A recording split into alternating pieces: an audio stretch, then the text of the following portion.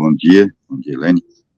Na verdade, o que leva as famílias a lutarem pela transformação de vida é a própria condição social que elas estão submetidas, né? Pela exploração, não só imobiliária, mas pela exploração dos patrões, pelos baixos salários, enfim, pelo contexto mais geral de toda a luta pela sobrevivência das famílias brasileiras, né?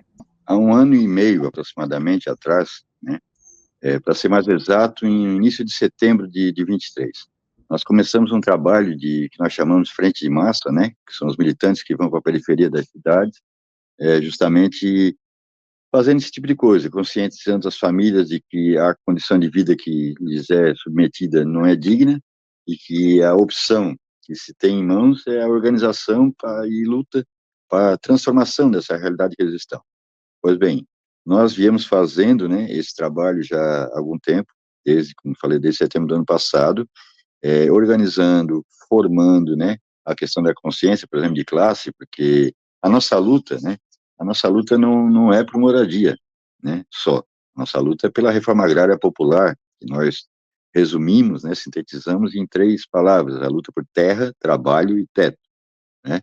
Nós entendemos que a luta por moradia é justa e válida, e o povo brasileiro precisa disso, mas, na nossa opinião, modestamente falando, a gente acha que tem que ousar, tem que ir além disso. Pois bem, então, partindo desse princípio, né, de organizar as famílias para lutarem por terra, trabalho e teto, que para nós se traduz na reforma agrária popular, nós viemos construindo, digamos assim, essa consciência coletiva com o povo. Nós, por exemplo, nosso trabalho ficou focado basicamente na região da Grande Florianópolis. Dessas 150, nós temos famílias do sul da ilha, do norte, do centro, do estreito, né, dos diversos bairros, do continente aqui também, São José, mas focamos principalmente em Palhoça, especificamente no bairro Grajaru, que é considerado aí talvez um dos piores, né, em termos de condição de vida do estado de Santa Catarina. De lá para cá vem construindo esse trabalho, né, em conjunto com essas famílias. Nós fizemos em média muitas vezes 2, às vezes até 3, mas pelo menos uma reunião que nós chamamos de assembleia, né, popular, por semana, por mês, desculpem, né, por mês, e viemos construindo então assim essa consciência coletiva que, obviamente, ia nos levar à luta pela terra. Na verdade, nosso número era muito maior que 150.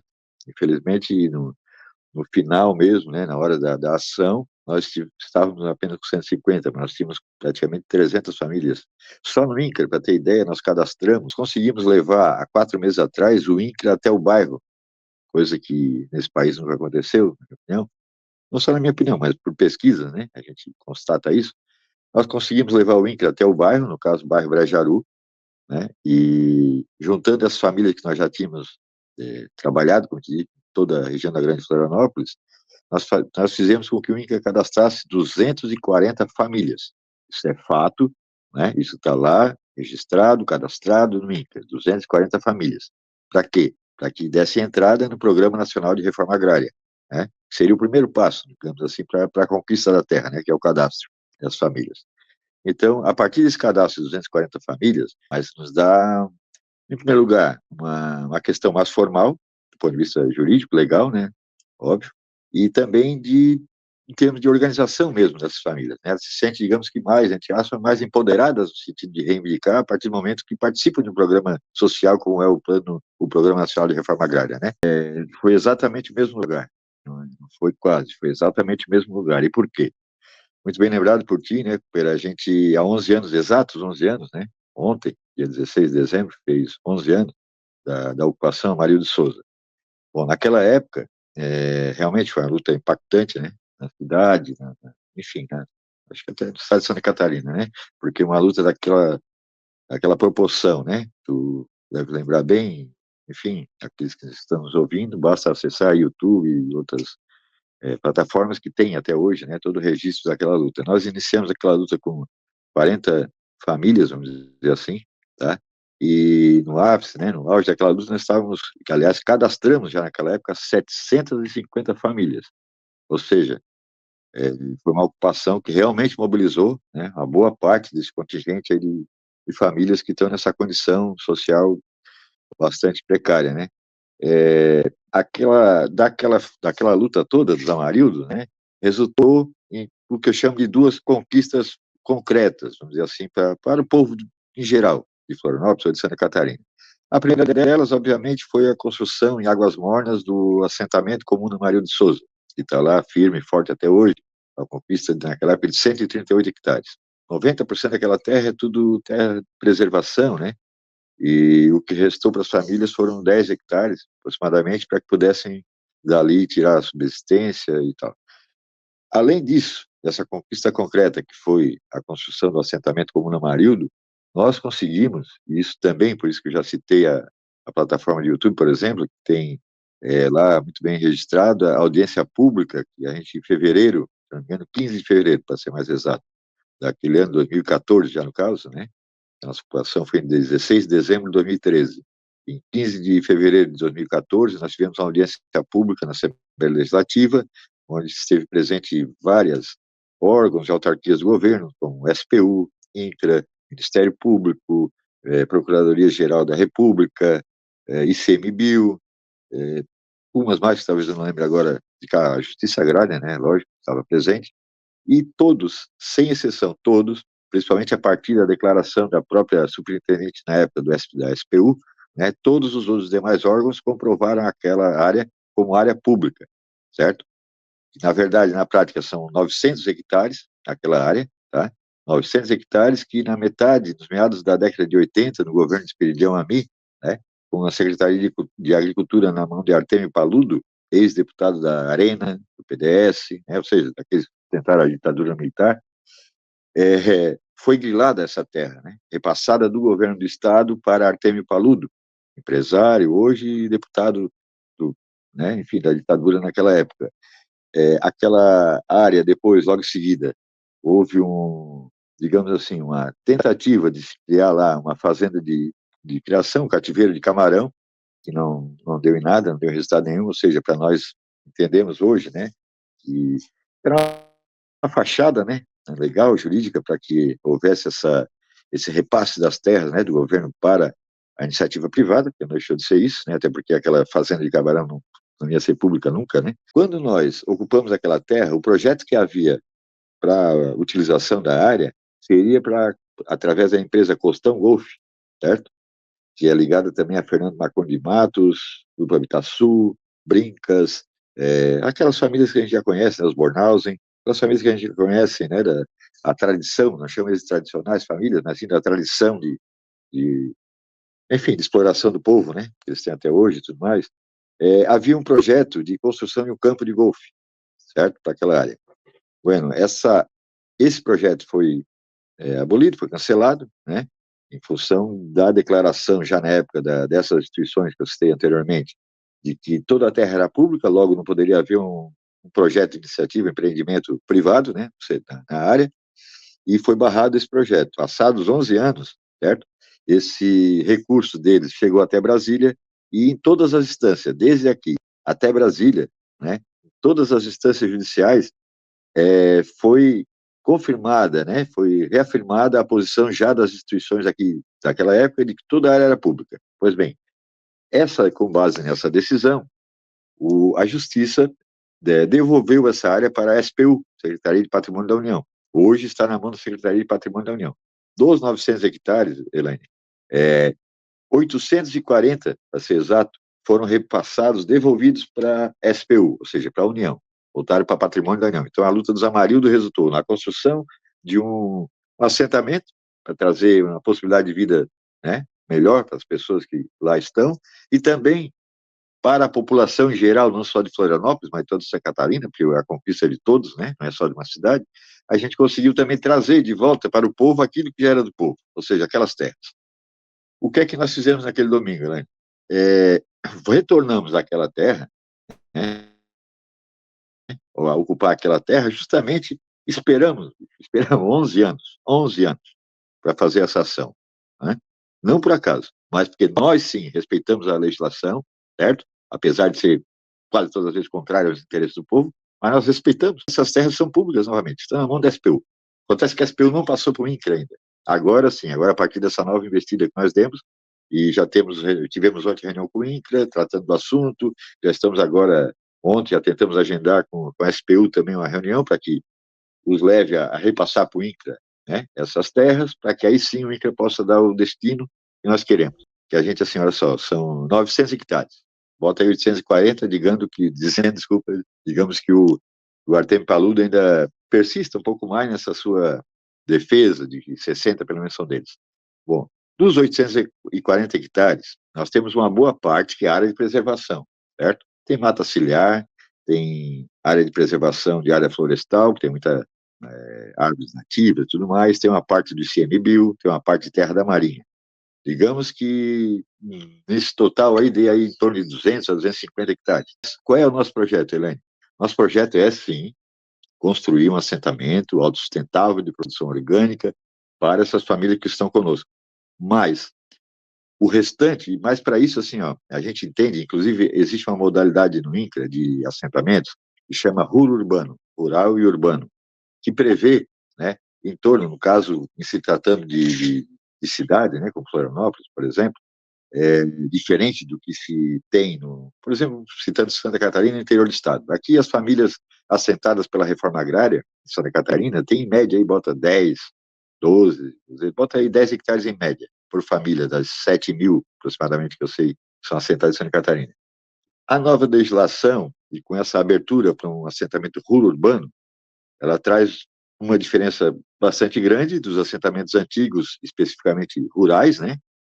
Que era, primeiro, as terras são em torno, por família, num assentamento urbano, de 1,5, no máximo 2 hectares por família. A nossa reivindicação é, então, que dessas 150, 200, 240 é o que nós temos oficialmente cadastradas no INCRA, né? É claro que em torno aí, bota aí 1 hectare por família e tal, ou seja, a gente utilizaria 200, 200 e poucos hectares, mas o restante da área, tirando essa outra também que eu já falei de preservação, o restante dessa área, inclusive, esse projeto está sendo elaborado pelo companheiro Lino Pérez, né, que sempre foi um grande apoiador nosso, né, e urbanista, arquiteto e tudo mais, está sendo elaborado por ele, com a nossa participação também, para que seja utilizada todo o restante dessa área para os serviços públicos, para que seja colocada à disposição da população do norte da ilha de Santa Catarina, certo? Ali, o que nós defendemos, além do assentamento que nós queremos para nossas famílias, queremos que sejam construídas escolas, postos de saúde, creches, até um hospital, como foi falado por alguns candidatos na última pleito eleitoral e tal. É possível, sim. Vamos ser franco, o que rolou ali foi uma arbitrariedade, assim.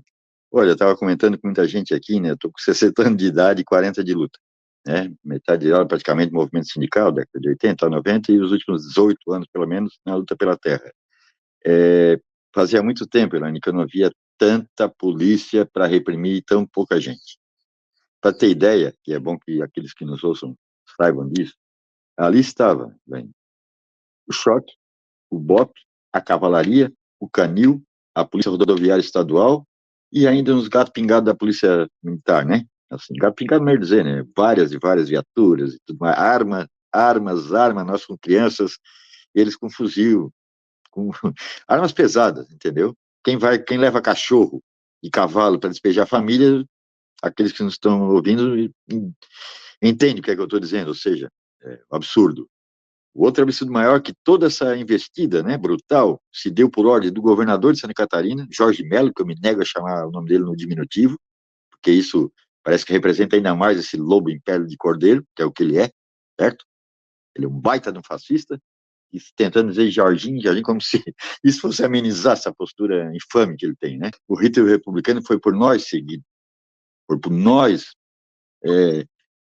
enfim, cumprido, certo? Agora, o rito republicano, e jurídico, e constitucional, institucional, exige que qualquer ação de despejo passe por uma ação inicial de reintegração de posse pela manifestação de um juiz ou de um tribunal, para que aí sim, né? Aí sim, e depois de negociação com essas famílias, caso houvesse algum tipo de resistência física, até eu diria, por nossa parte, aí sim, não digo que se justificaria, mas aí sim eles teriam legalmente, né, entre aspas ainda, mas legalmente o direito de investir contra nós de forma violenta, caso nós agíssemos da mesma forma. Né? O que é que houve na prática, Elaine? Houve a atitude serviçal do governador de Santa Catarina de atender mais uma vez o interesse dos empresários, né? Esse gancho da praia, que depois vou me referir, tem muito a ver com isso, o gancho também de ser a SCN 400 de hoje um metro quadrado mais valorizado que a Beira-Mar Norte, em Florianópolis, essa é a verdade, né? E a gente sabe muito bem a que interesse segue e serve esse governo, que não é os interesses populares, e sim interesse econômico, né? Então, de forma abusiva, extrajudicial, ele baixou uma reintegração de posse por puro, sabe, definição pessoal dele. Ora, se eles exigem da gente que se cumpra a lei, certo? Porque senão nos chamam de invasores, nos chamam disso, daquilo, de tal, né? Vagabundo, de tudo que eles gostam de chamar, né? O que foi ele, então? O que foi o governo? Sem falar nos serviçais dele, que é a polícia, né? O aparato, que a gente sempre chama, né? De que forma eles agiram se não foi fora da lei, né? Não houve, não havia nada, nenhum mandado. Nós tínhamos, né, advogadas, né, presentes com a gente, a doutora Luísa Cabreira, a doutora Celina Rinaldi, que são nossas companheiras de luta há muitos anos e tal. O governo estadual, né, ordenou ao comandante da PM que nos intimasse da seguinte maneira: vocês têm, eu vou usar até a palavra deles, você tem 30 minutos para se nós com 150 famílias, um acampamento se montando, se organizando, certo? Com todas as tralhas dos acampados, como a gente costuma chamar, né? Que são os seus pertences, né? Para sobrevivência imediata. Eles nos deram 30 minutos para desarmar o acampamento e a ameaça qual era? Nós vamos prender todas as pessoas que estão aqui, inclusive as duas advogadas, não por acaso eu citei o nome delas, mas prender todas as pessoas que estão aqui, inclusive as duas advogadas, né? Nós vamos chamar o conselho, nós tínhamos muita criança no local, Elaine. Eles iam prender todo mundo, chamar o conselho tutelar para levar todas essas famílias, né? E caso a gente reagisse, ou não saísse, não fizesse como eles quisessem, estava ali, porque literalmente estava ali, a 200 metros de nós, todo o choque, sabe, para usar uma expressão bem nossa, babando assim para nos pegar, né? Prontos para nos pegar, o BOP, né? A cavalaria, o canil, ou seja, estava ali, as crianças viram os cachorros, viram os cavalos, viram aquelas armas pesadas. Agora pensa, né? Imaginem vocês que estão nos ouvindo depois. O trauma que isso fica na cabeça de uma criança. É uma medida extremamente bárbara, né, que eles tomaram. A gente vai ainda não só ficar na denúncia, mas ver, do ponto de vista legal, o que a gente ainda pode fazer para tentar, pelo menos, dar alguma coisa. Quem faz ocupação em ônibus de linha, ninguém faz, enfim. A região é muito movimentada, então nós fizemos toda a ocupação, transportando as famílias todas de carro, certo? De apoiadores, de amigos, da própria família, toda as famílias foram levadas de carro. Todos os carros, mais de 30, Elaine, mais de 7, 8, sei lá, quase 10 motos, todas foram revocadas, estavam no outro terreno, que não tinha nada a ver com a coisa, que foi cedido por conta de, enfim, de relações políticas, pessoais que a gente tem com os companheiros e tal, estavam numa área privada, onde a polícia não poderia nem ter entrado, porque nós estávamos utilizando por empréstimo aquela área, que acabou servindo como estacionamento para nós. Todos aqueles carros foram rebocados pela PM. Nosso foco é, sim, o fascismo que foi ali exacerbado, enfim, todo fascismo exacerbado, mas enfim, o fascismo que foi ali jogado contra nós, né? A ilegalidade de todo o processo. É isso que mais nos pesa. A gente sabe, sim, que é uma região movimentada, que é uma região pela especulação imobiliária, não só bastante valorizada, como bastante cobiçada, né? Então, a gente sabe também, entende muito bem, que isso tem a ver, sim, com esse posicionamento do governador.